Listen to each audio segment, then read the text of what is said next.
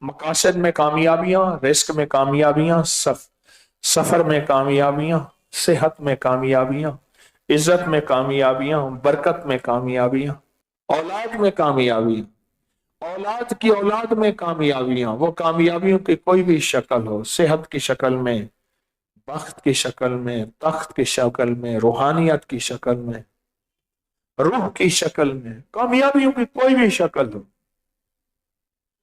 کامیابیوں کا کوئی بھی نظام ہو، کوئی بھی نظام، اس صورت کے اندر کامیابیاں ہیں۔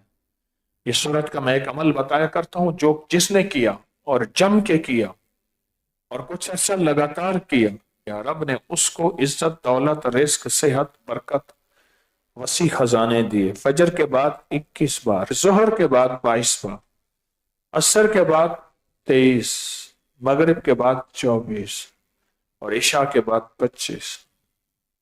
اس تعداد میں پڑھتا جائے۔ ہے سورت اذا جاء نصر اللہ، سورت النصر، وہ سورت ہے جس میں فتح، کامیابی کے خوشخبری ہے۔